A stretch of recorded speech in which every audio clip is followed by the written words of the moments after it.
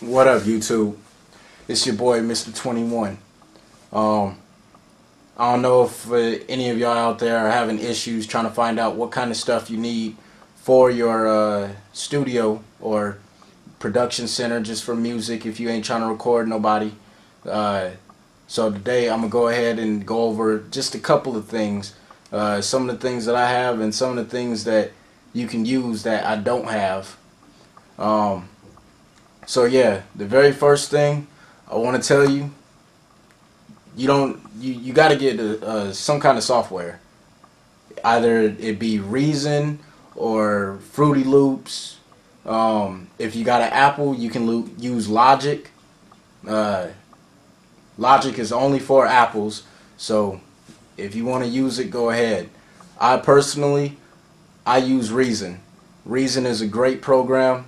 A lot of people say it's difficult to use, so they go use Fruity Loops.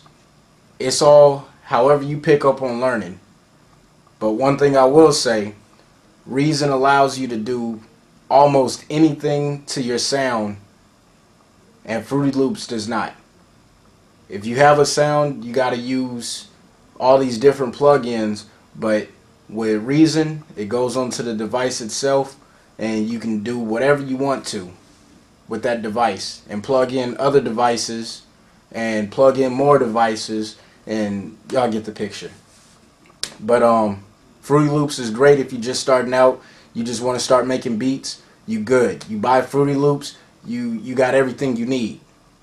If you further on down the line, if you want to sample beats, Fruity Loops has everything in it that you need to sample beats. You can open up a beat, chop it up however you want with the Edison, and you already got your beat ready to go, whatever you're trying to sample.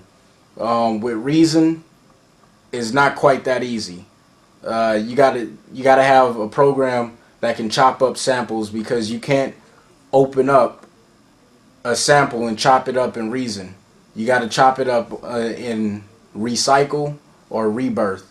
Those are two propeller head items, and hell, Reason is probably gonna run you about $400 for like the average version that's not educational. I'm talking about like the full version of Reason that's not educational, but it's not like the bundle package where you get like infinity sounds.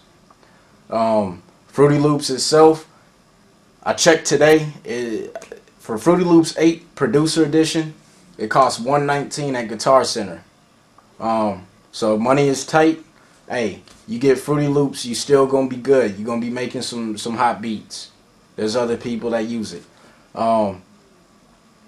If you using Reason, you're gonna have to, I don't know, you figure something out.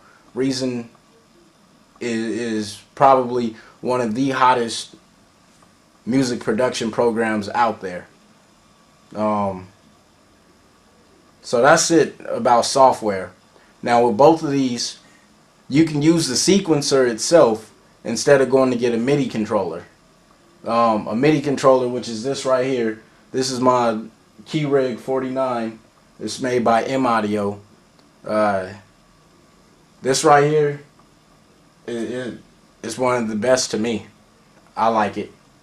But if you don't want to start doing a little clicking with the mouse and whatnot, sitting at a screen clicking, then yeah, you want to get a MIDI controller. This right here, this is a great MIDI controller. It doesn't have any knobs on it or anything, so that's why, a lot of people probably frown upon it. But I myself, I find it very convenient.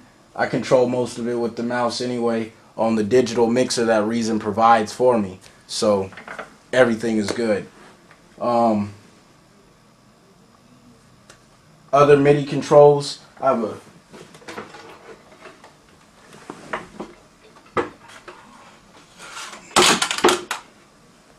got a chord pad control here. This right here is broken.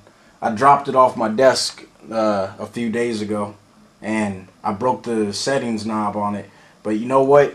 It has a program that you can use on the computer, and it sends it straight into here, so you don't even have to worry about using the settings knob.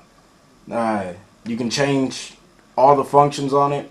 Plus it has 2 assignable knobs up here, so if you want to use pitch bend, whatever you want to do, you got it right here.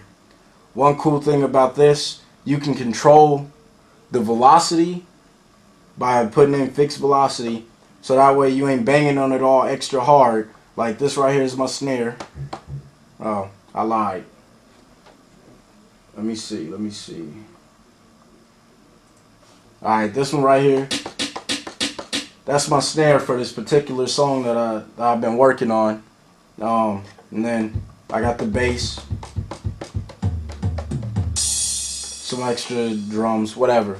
But like I was saying, what you can do with this is you can actually come up. You see that?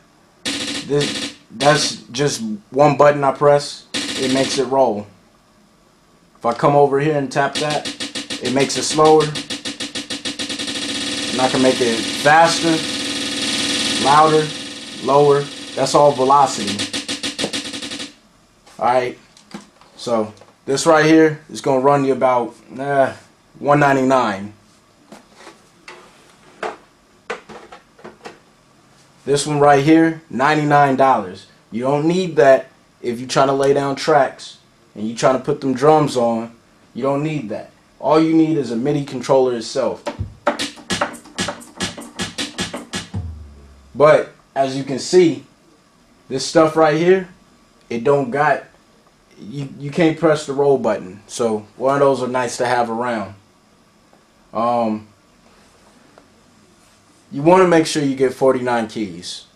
Now, if you got one of those travel size, you working off a laptop, you probably gonna want to get something like this.